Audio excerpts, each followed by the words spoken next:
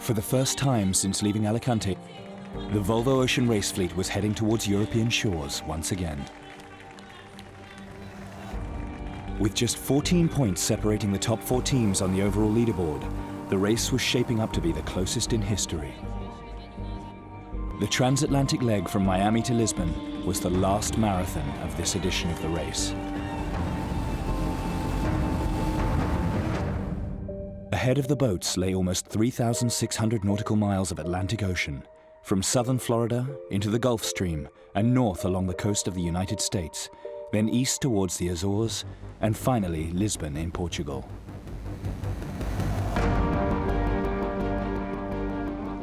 As the 6 teams headed towards the open sea, the pressure was on for the leading boats. Puma Ocean Racing had the momentum following 2 consecutive leg victories. Groupama was gaining on race leaders Telefonica, and the ever-consistent camper with Emirates Team New Zealand was still seeking their first leg win, and Team Sanya was back in the fold. Yeah, it's wonderful to be back in the race. I mean, the leg we had to retire from was one thing, because other boats were having dramas in the race, and you know, other people were suffering the same kind of crisis, if you like. But then to not be able to make it and even start in the import race in DHABI and the leg up to Miami, that was brutal. Abu Dhabi Ocean Racing had won another import race, their 3rd, and was hoping to convert their short course form into valuable points. Miami was good for us, wasn't it? We won the import race there, and you know, even everything. We won the practice race, we did well on the Pro-Am day, did well on the import race. But you know, really, I think at that point in time, if you'd asked me, what were you hoping for in this leg? I was like, at this stage, I just want to try and get on the podium in one of the remaining 3 legs. The results in Miami were an important motivating factor after a predominantly disappointing performance in the race to date. Once you realise, and the leg to Miami was when we really realised that we didn't have the legs to match the other boats. Once you've come to terms with that, it almost takes the pressure off, because then you know what you're dealing with, you know what tools you've got, and you know you're going to have to try and look for success in other ways. Abu Dhabi's successful stateside role continued as they were first to find the Gulf Stream, carrying them out of Miami at the front of the fleet. Did a good job, you know, managed to lead round. All around to the Gulf Stream now and on our way, so there'll be plenty of place changing tonight, that's for sure, as we work our way north to up the American coast, up the Florida coast in the Gulf Stream. As dusk settled, the boats continued to work the light breeze, but cloud formations over the Miami skyline suggested that something was brewing, and that something was Tropical Storm Alberto.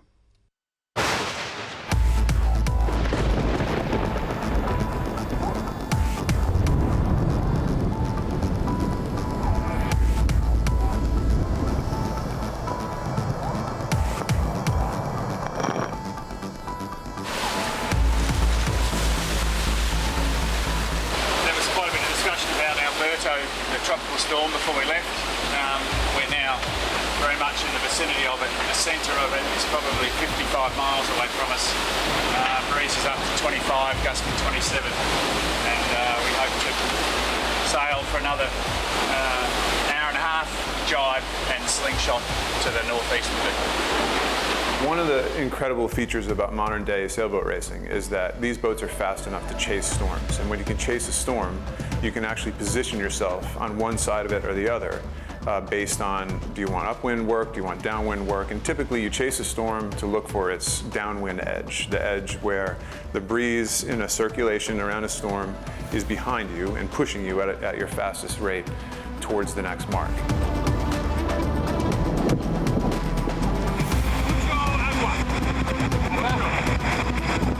We were looking for a free ride. The idea was to clip the bottom of it, get a little squirt out of it, and jet across to the next front. And it didn't really go according to plan. We kind of messed up a bit. Not just us, most of the fleet got caught up much closer to the centre than we thought, and got a bit of a walloping, actually.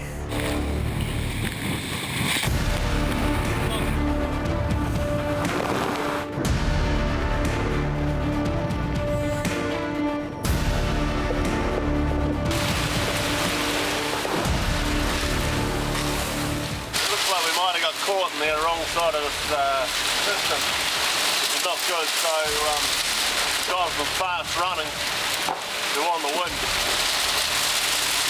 So just riding it out, and it is a bit heaving down. Saw a water spout before, that's not a good sign.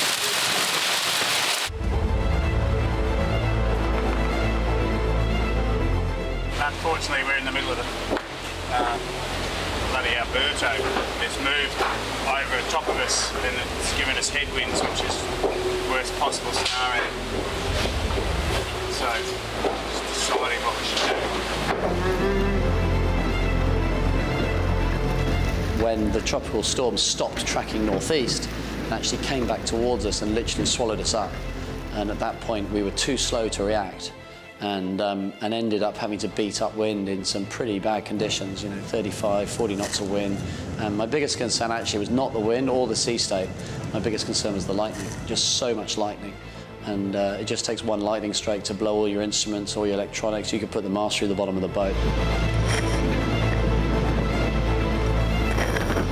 You go to semi-survival mode in instances, and then you're trying to race at the same time, and your instinct tells you to steer that typical course away from it, but our racing side of us was saying that we have to use it and skirt along the side of it.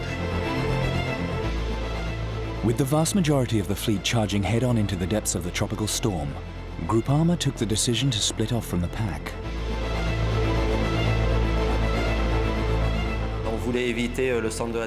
We wanted to avoid the cyclone with the high-risk zone because of the high winds, where conditions can change dramatically.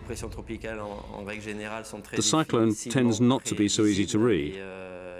The route suggested we go right through it, but we weren't confident in the forecasts, so we decided to go veer the east, with the hope of getting behind the wind and using it, which was quite hard.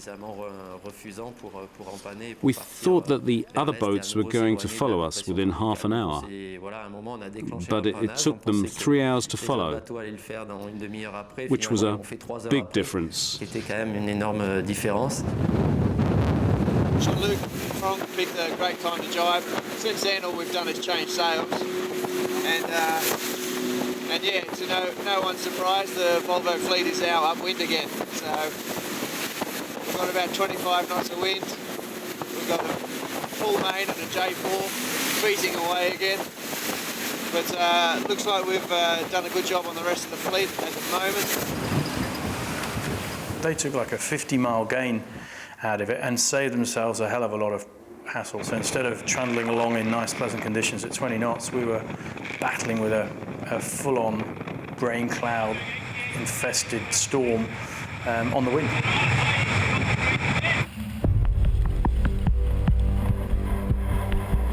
Apart from Groupama, that point of it wasn't that costly to us. We just go back to first principles. Where's the wind coming from? What is the barometric pressure doing? And we got to the south of the thing and back into the correct winds and lined up in quite good shape. Groupama in front, we could see Puma behind, we could see Telefonica behind them, and that was all fine until a lot of cloud activity, and essentially we just drifted a little bit to the north and went from 15 or 16 knots of wind to 2 knots of wind. And Puma and Telefonica behind us could see that, and they just put their bows up 30 degrees and sailed around us. So we lost 25 miles in one skid. So that was gutting, but it was because we were in front and they could see us that they didn't lose it. So it's just one of those things that happens. Went from second to fifth. But I think hopefully there'll be a fair few more opportunities on this fleet.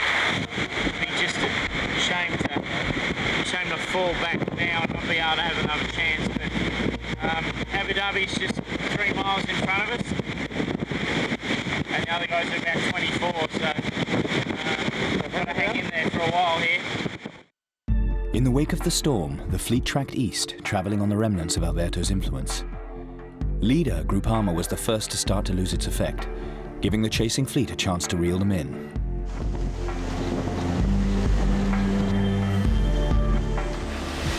Alberto, Alberto, our friend from yesterday, but also today, because we are still feeling his effects. Alberto has been following us since yesterday. The closer you are to him, the more wind you are getting, and the more wind you're getting, the faster you're going. So our lead on the boats behind is shrinking quickly.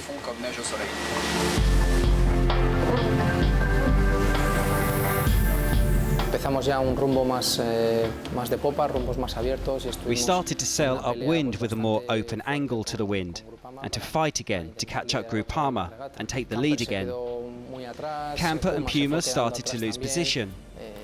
After a few days we were leading the race again, with Puma quite close and Abu Dhabi around 20 miles behind, and the rest a little further behind.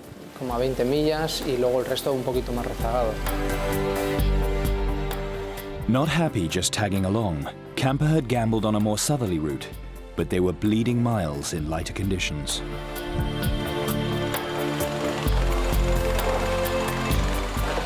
Very, very difficult sailing, and a horrible feeling that the other guys have more breeze where they are. And the skip is going to be painful. Essentially there's two large high pressure systems, and there was a trough between area of low pressure. Between two high pressure systems there's generally no wind, and something forms there. The trough line that was there between the two low pressure systems suggested that a southerly option of getting across the Atlantic was possible. You hooked into that trough and you would work the whole way across the Atlantic just playing above the Azores high. And the models were consistently saying that was possible, but if you slowed everything down, then you fell off the train and you had to go and play with the northerly option. So we were watching that southerly option. We dropped those 20 miles and then it was deteriorating, the chances of that working. So we made the difficult decision to take the transom of every boat and to start jibing north and work our way to the north. With Camper gone, Sanya was the next boat to make the northerly move. Meanwhile, leaders Groupama and Telefonica were extending on their easterly heading.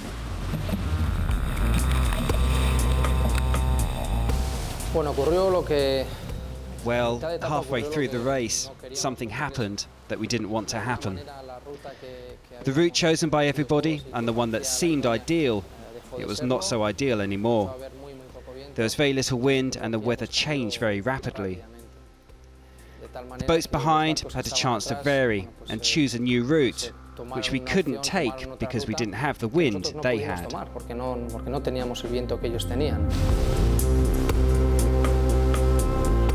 It looked pretty good for those guys in front till what appeared ahead of them was pretty much a brick wall, and Telefonica led into that. Always very difficult when you lead into something like that to know when to pull out. We could obviously see that, and Jules made quite an early decision to get out of there and to go for a more northerly option. I think there was two sets of reasoning behind that. One was following boats that you know are slightly faster is never going to pay out a lot of the time, and this gave us an alternative route around. And I think Groupama also had an opportunity to bail out of there, and they didn't, so that really played in our favour.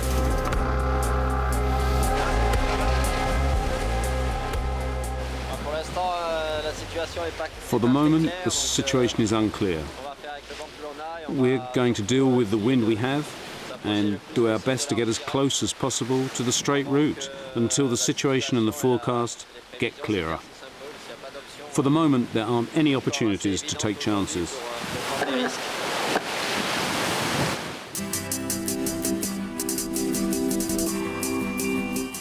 Overnight, Camper had made a series of jibes on their mission to work their way north. By morning, it was evident their hard work had paid dividends. We've worked the shifts a bit through the night, trying to work our way north, and we've managed to pick up a little bit of breeze, more breeze than the other guys, so we just had a skid come in. We gained 23 on Tally and 24 on Groupama. We're now only 4 miles behind Puma, so it's worked out for us.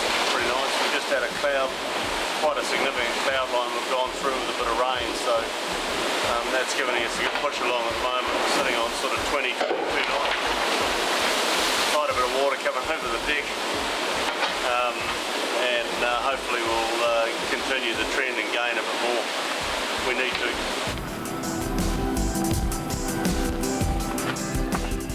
It's a camper, we think. Hoping it's a super yacht going back to Europe. Pretty sure it'll be camper. I guess the guys behind them made some good gains. What you've got to understand is the routing for each boat and the possibilities for each boat vary. So if you're at the back of the fleet, 100 miles behind Groupama, it was probably clear that you had to go north because you were going to miss the ride to the east. But if you were in the front of the fleet, then it probably still looked like you could hold those winds to the east, so it was going to tempt you to keep going east. That's why the guys at the back of the fleet all peeled north first, because it was more obvious. And I guess, you know, we probably were very quick to realise that we needed to get north, and maybe the fact that we were in third position gave us the freedom to make that decision sooner. But it's a hard thing to do, to jibe away when you're basically pointing where you want to go in nice wind, and you've got to turn 90 degrees the wrong way and let the fleet go.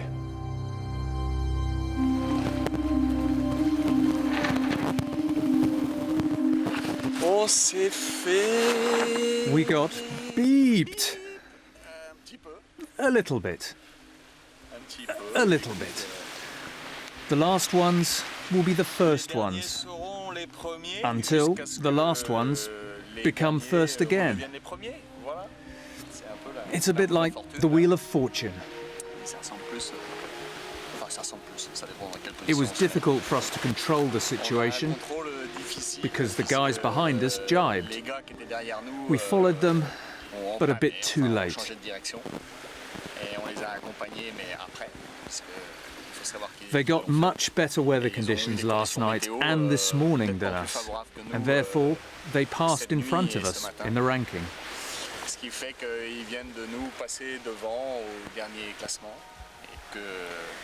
It's not really joyful here.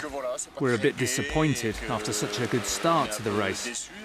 We controlled things well, but it's slipping away from us at the moment.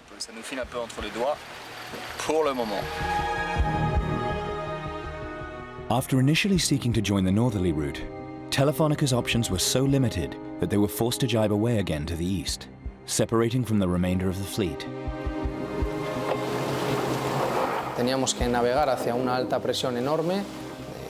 We had to head into a high-pressure weather system, and once in there, wait for the pressure to move away in order to have wind again. But of course, this was an option that you wouldn't choose. When you see those conditions, you don't attempt to head straight into it. It's a bit crazy. However, it looked like we wouldn't be able to avoid it, and it was going to be impossible to miss it.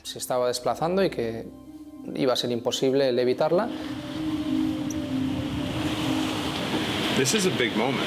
You know, our race leader is off on an island, literally, and I don't know. I'm sure they didn't have a choice. I'm sure they don't want to be there, but there they are. It's got to be a lonely place. It's like Jochen said. This is like when you drive on the motorway and you miss the exit. You can't turn back. You must wait for the next exit. So it's now just a matter of time. Telefónica's surprise move, although forced, had caused consternation amongst the more experienced members of the fleet. It's very unnormal for the North Atlantic, I have to admit. It's normally a bit foggy and a bit wet and wild, so no, we're having a very pleasant sail. We've got the fleet basically down to leeward here, got a bunch of Abu Dhabi camper Puma are in one bunch, and then Groupama is slightly further aft, and Telefónica's sort of headed out of the park a little bit and is punched east, so it's going to be interesting to see how that goes. A little bit surprising given their position on the overall leaderboard that they're happy to separate from the pack who are chasing them overall, but good on them, they've backed their horse and they're into it. The challenges just kept on coming for the navigators. Next was finding the Gulf Stream, which could play an important role in the light conditions. You have meteorologists for the weather, and in the US, there's a couple of oceanographers who specialise in the Gulf Stream. Jennifer Clark's one of them. She's based in the northeast, and we utilised her services, and she provides us with detailed charts of sea surface temperature and the positions of the cold and warm eddies as close as possible to the start of the race. Now we know that those features are going to move as the race goes on, but you start off with a good picture and understanding of where the main body of the Gulf Stream is and where the warm and cold core eddies are. Now a cold core eddy rotates anti-clockwise, a warm core eddy rotates clockwise. So in basic terms, with a cold core eddy, you want to be on the southern side of it, and warm the opposite. So if you get on the correct side of a cold core eddy, and you're on the southern side, you'll have 2 knots of favourable current. If you're on the northern side, you'll have 2 knots of foul current. If you're doing 10 knots, it's a huge difference in speed. So very, very important, but they're never exactly where they say they are, so that you're constantly staring at sea surface temperature and looking at current, speed and direction, trying to decide where you are sitting in the cold core eddy. The other thing is that, which is more important, the wind or the current? And there are times when you decide that the current's more important and times when you have to decide that the wind is more important. Abu Dhabi was the first to elect to tack north in search of the stream, and in doing so conceded first place to Camper.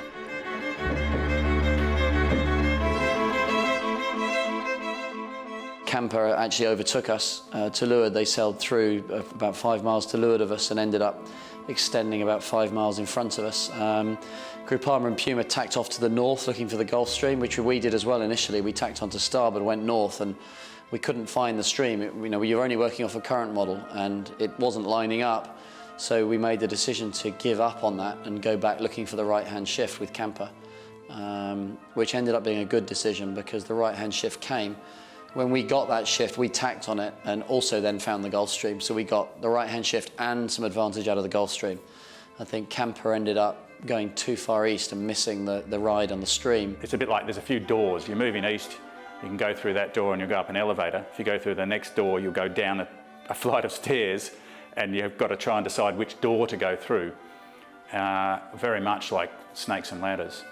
And Abu Dhabi, we saw tack away and go on one of the corridors north, which was using the Gulf Stream. And meanwhile, we were looking at a cold eddy that we needed to go further east in order to then go up on the other side of that. The worst case scenario for us was that the wind would shift and we'd have to go north on the wrong side of the cold core eddy, which was in fact what ended up happening. The breeze shifted ahead of expectations and we ended up having to suck it up and work north in unfavourable current.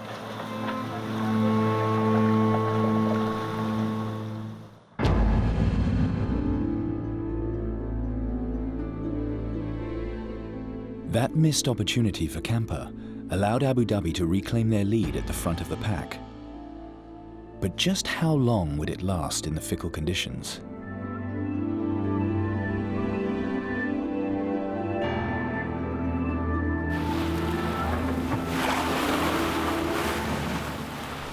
I think we're in the lead still. That excites me. It's pretty good. And hopefully we get our nose out of here cleanly and pop our bow into the pressure first and get going.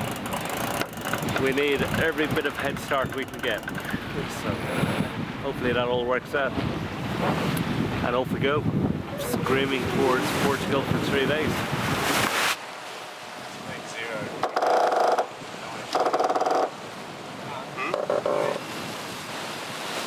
Unfortunately for us, the high pressure has decided to move more east and southeast and east. So it's so the guys who've gone to the left and sort of, I think they'll wobble through. So we'll take a massive hit. We just dropped sort of, I think, 10 miles on the last sked, and this next one's in about 5 minutes it's going to be worse. So now it's a matter of trying to get back to them, lick our wounds a little bit and carry on.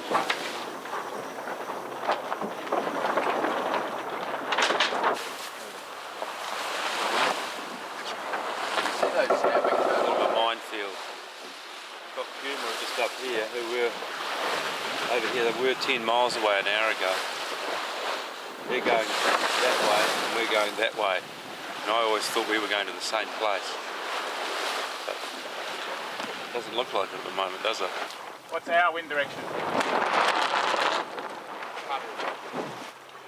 Yeah, I'm feeling now, facing the opposite direction. To me, this is just dumb. You know, you've got to stick with your opposition when you're unsure about what things are happening. And we saw Abu Dhabi tack off last night and, you know, chose a different route, which is very risky.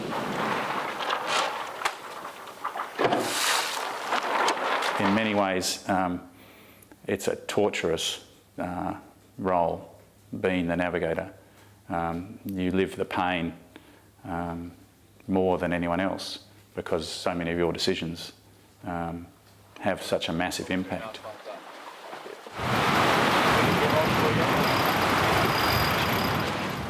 And at that stage, Abu Dhabi ended up going to the north outwards, put their bow down, went fast and went north. And Camper, in fact, went south, and Abu Dhabi made a pretty nice gain, and you know, we didn't see them again.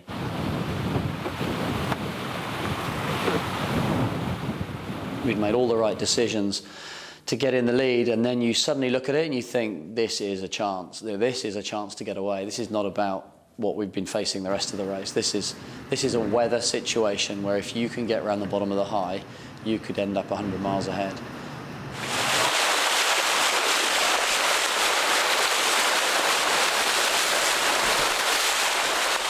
If it was a clear way to go, everyone would have been in that position, and you know, the boats were kind of spread out, looking for their own best way to go through.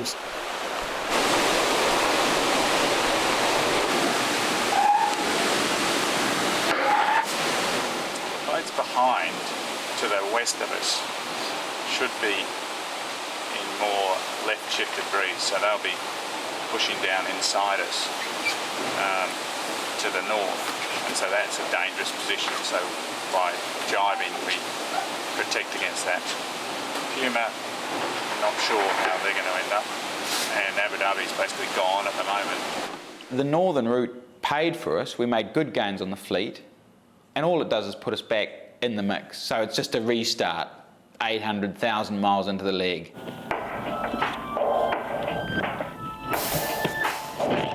With Abu Dhabi gaining hard, the rest of the fleet ground to a halt. It was going to create two scenarios. First of all, whoever could hang on to that pre-front was going to extend like crazy, Abu Dhabi.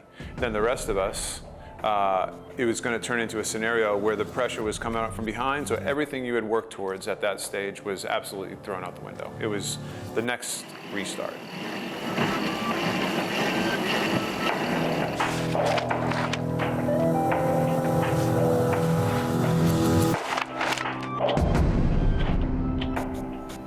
We were well prepared for it. We knew it was coming. We felt we were in a reasonable position for it, but not strong. We'd fought to get where we wanted to be, whereas some of the guys that had got propelled further north were a little richer in where they wanted to be. So we weren't exactly on the back foot, but we weren't in a strong position, but didn't feel too nervous about it.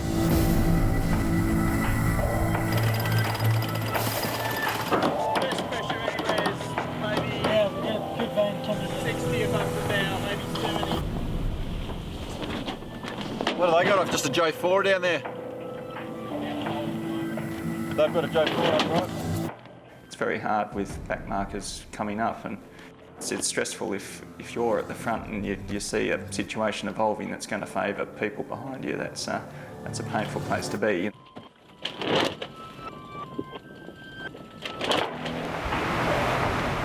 No pain for Abu Dhabi, just plenty of gain.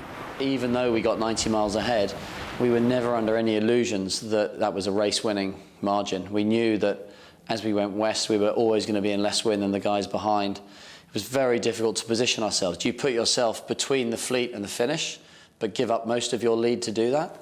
Or do you just stick to your own beliefs and stay and sail what you think is the right course for you, which might be different to what's the right course for them from where they are, and hope that that gets you there first? You can't sail a boat without wind, and they had the wind earlier. And if you don't need much with these boats, but you do need some. And it's very, very easy if over a 3 or 4 hour period to put a huge distance on other boats if you've got wind when everyone else is parked. And they did a good job and got away there in good shape.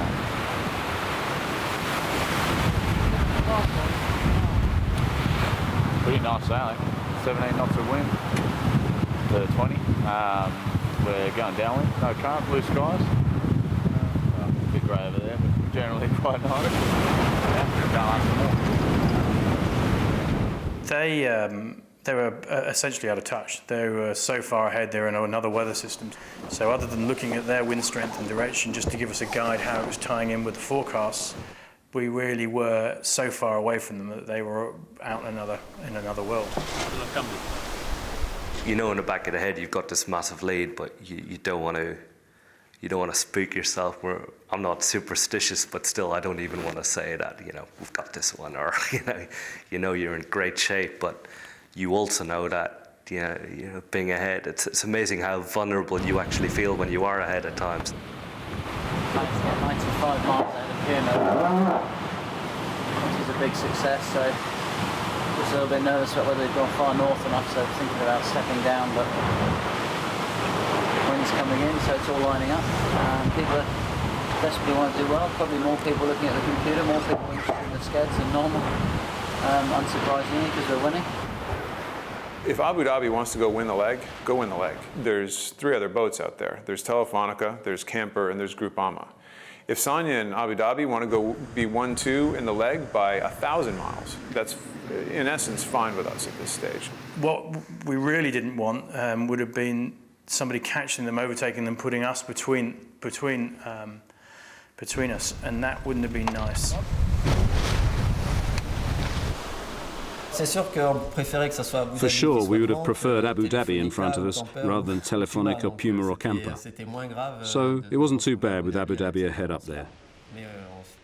But we always had the idea that with the trough coming, that all the boats could have lined up north-south at that point. But we weren't overly worried. We knew that anything was possible on the way to Lisbon. We're coming up to crunch time here. This is the regatta. The funnel is getting narrow here at the end of the regatta, and we need to get points on those other few boats. We really don't care about Abu Dhabi at that stage. So that was a bit of a salvation. That kept you sane at that point, realizing, hey, guys, we don't care about them right now. Would it be great to get them in between us and somebody else? Of course it would, but let's deal with what we can deal with, and that is these other 3 boats.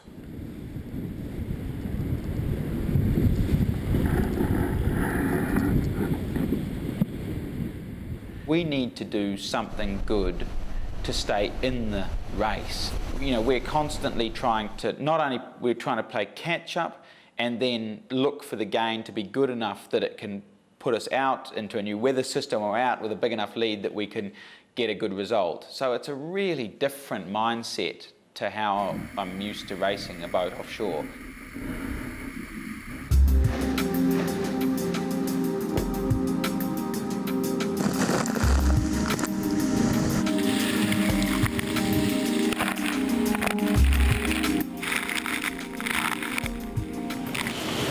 As the leader of the second group, once the front came, everybody came up to within about 5 to 7 miles of us, the whole group.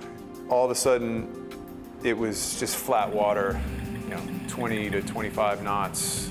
It's rare, I think, on a Volvo 70 that you can rack up those miles without feeling like you're right on the edge of crashing and burning all the time. I think it was like 530, 540, something like that in a day. Those are good miles. It's just...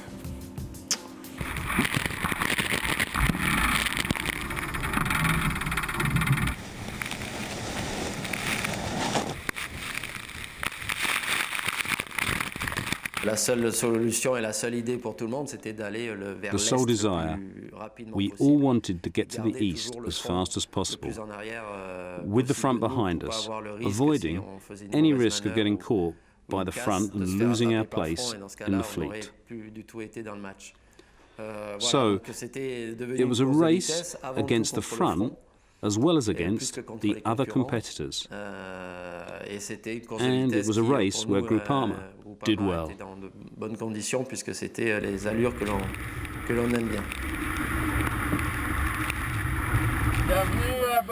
Welcome on board Groupama on the highway to the North Atlantic. We'll be on time at the station.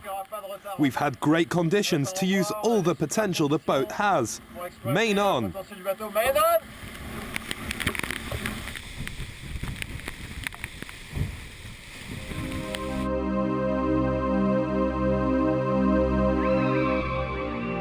As well as dealing with the challenges from competitors, the boats were having to keep an eye out for other marine obstacles. There are whales all over the place. I mean, bobbing and weaving through whales. We had a whale just about breach, I don't know, half a boat length away from the boat, scared the living daylights out of the guys on deck, and just sat there going along with us for like 10 minutes.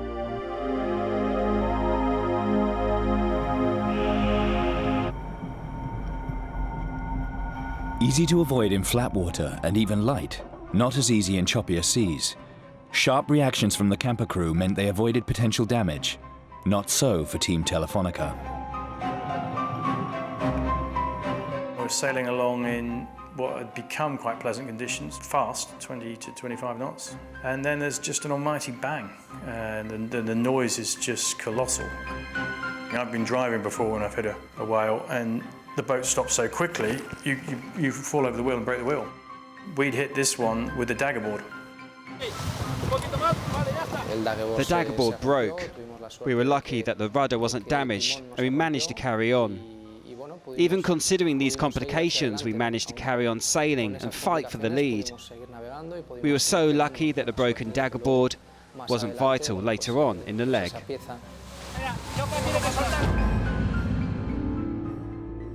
As the fleet bore down on its final destination, Abu Dhabi had maintained its lead, but between them and the finish lay a huge ridge that still had to be negotiated before the Emirati boat was home and dry.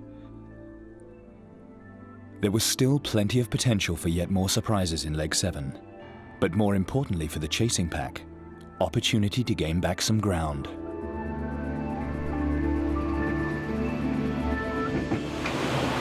We've made gains. Taken 8 miles out of Telly, 6 out of Camper, 3 out of Puma and 2 out of Groupama, so the first impression is good, but we need to see which way they sail.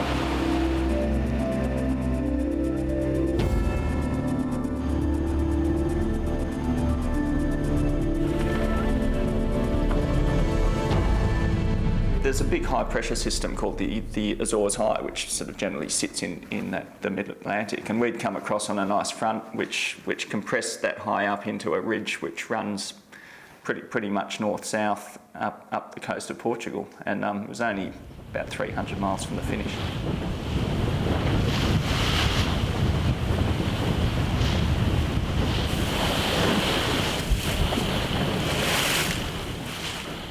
If the finish wasn't so close to this roadblock, we could find a nice, elegant way around. But because there's so little distance afterwards, we can't travel, too much further to get around the thing. So that means it might be a little bit ugly, and we've just sort of got to plough into it. But yeah, we're not quite sure how it's going to pan out yet. We think our lane we could pop out a little bit earlier, but we've got a slightly worse angle into the finish in Lisbon than the guys to the south of us.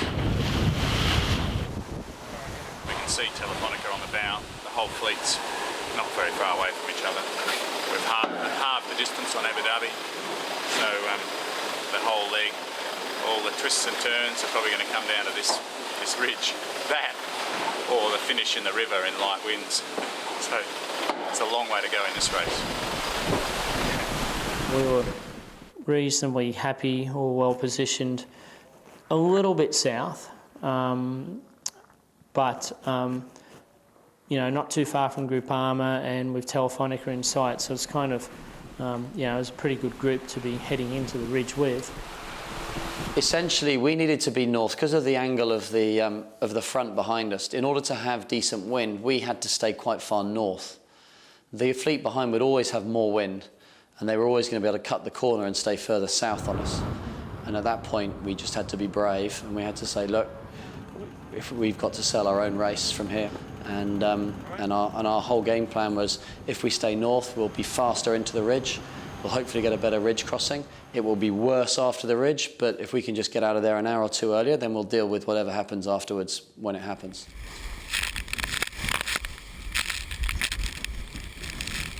Well, the last stage of the leg was going to be crucial. We had to cross a transition zone from the wind to the south to the new wind coming from the north, which we would pick up to sail the last 200, maybe 300 miles of the leg towards Lisbon.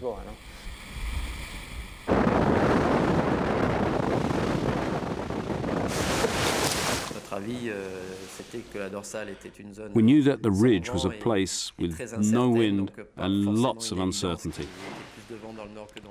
But we didn't think there was more wind in the north than in the south.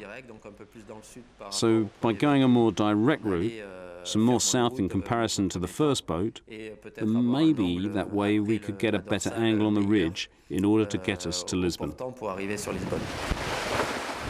At one point we had Groupama on the radar about 8 miles from us, and we were going a little faster and closing on them, and then we just saw them slip away. Whatever run it is, we're now this position in front. We should be able to actually work out on the other side. Depends on the wind direction, what crosswind is, whether you want to be ahead of crosswind. Yeah, but we should be able to work that out. Groupama managed to wiggle through pretty well, but Camper and Telefonica struggled in the ridge more than us, but they did come out of there with more pace between there and the finish. But luckily, I think we got the balance pretty close and managed to just hold them off. For Abu Dhabi, it was first in, first out. They get a jump. We're second in, second out. We get a little bit of a jump, but Groupama punched through quick enough that we couldn't make up the distance lost. It was not too painful. You know, we just slowed down, headed. I think we had ended up tacking 3 times, and then soon afterwards the wind built, and off we went. And I think we did have an easier transition in the north, just like the weather models suggested, and that vindicated our decision to stay north. It was very interesting approaching Lisbon. It's not that often that there's so much separation in terms of lateral separation with such a short distance to go to the finish. I guess it was the perfect finish to the most frustrating leg ever. You know, it was this ultimate bizarro world finish. If you're 10 miles ahead with only 100 miles to the finish or 60 miles to the finish, you start to feel like, given a reasonable wind conditions, you should hold it. Actually, we had a really good position with a good angle. But the wind from the ridge behind us, it was really fast, faster than we thought.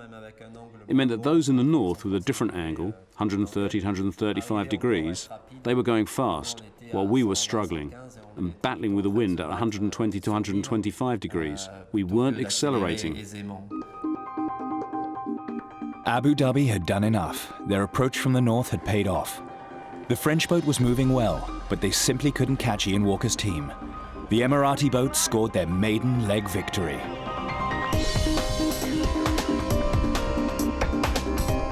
I felt we deserved the leg win. You know, I felt that after the mistake in the tropical storm, which was made by 5 of the 6 boats in the fleet, I don't think we put a foot wrong. The crew sailed well, our sail changes were good. I really felt that we'd made fewer mistakes than the other boats, and there was an outpouring of emotion because this has been a tough race and because we so desperately want to do well.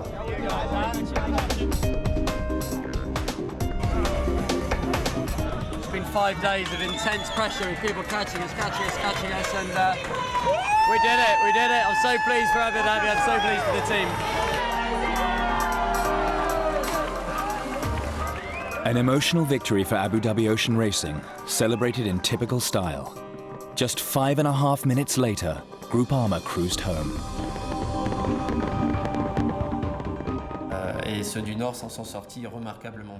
Those in the north did really well. Like Abu Dhabi did well for a few hours with their better angle to the ridge. but there really wasn't much in it. We saw that clouds were starting to gather in the sky, and for 20 minutes we basically stopped, perhaps for an hour, and maybe that's where we lost the stage. Because at the next crossing, we saw that in front of us there was a different type of weather wall, about 2,000 meters in front of us. But that's the game, and we don't regret what we did. I would do the same thing tomorrow.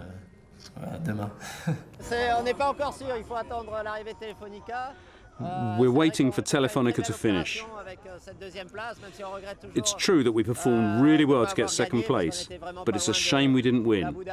We weren't far behind Abu Dhabi, but it's not over yet. We had a good leg, we had highs and lows, but we finished well. We're really happy.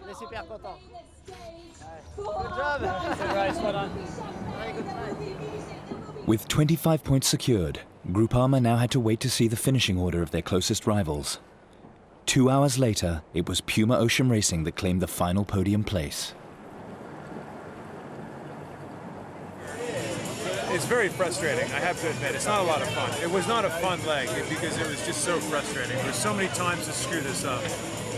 But we'll take our third. Beaten 2 out of 3 of the closest competitors, we'll take that. And that third place for Puma meant that Groupama took the overall lead in the race for the first time.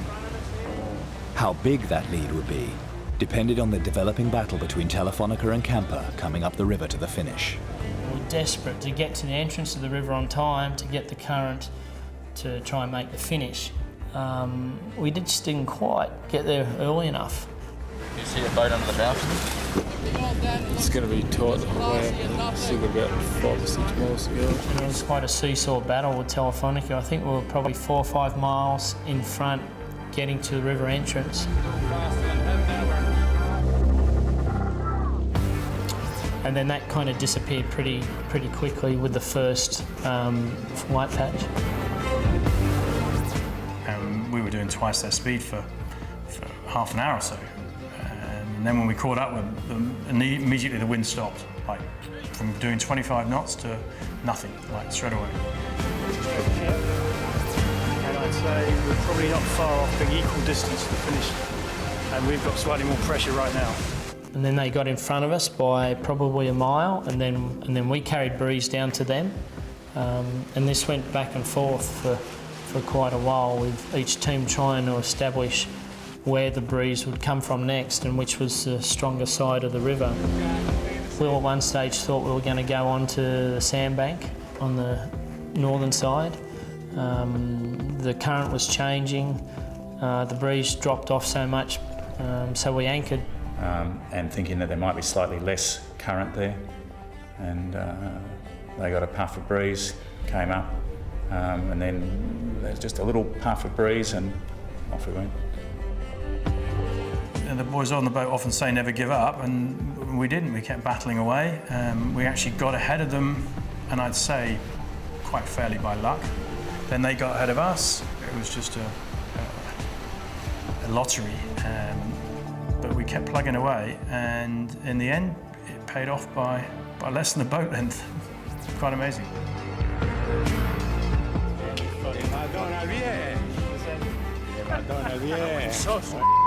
Hostia, tío. Qué puto estrés, tío. Qué puto estrés. When we finished that leg, and we finished behind Telefonica for the third time by less than 2 minutes, there's nothing you can do or say that's going to make that better.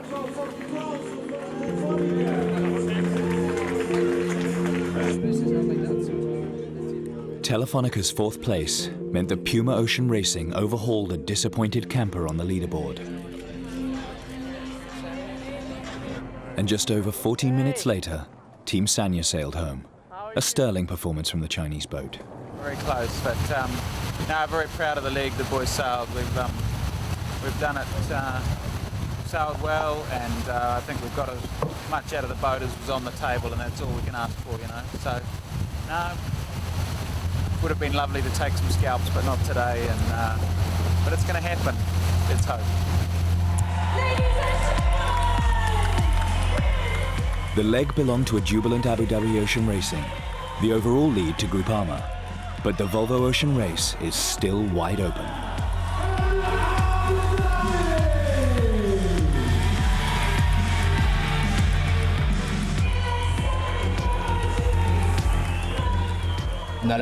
We have the chance to win a Volvo. We have to take it and see what happens afterwards. Have no regrets. I'm not sure if we're favourites, but we're in that position and not everyone will get that chance. We're happy to be in a position to win and the team are motivated. You know, Groupama is fast. They have a couple points of sail that they're just significantly faster than the other boats, which is frustrating for us because we have such a similar boat. The Volvo race has always been a boat speed race. In my opinion, the fastest boat has always won this race. Yes, opportunities arise, and one day we just need to hope that the music stops and we're the only one that's next to a chair, and that'll be a great day. Well, I have every reason to believe that the race won't be decided until at least the last leg and maybe even the last import. So every point now is going to count. It always has, but right now it feels even more important.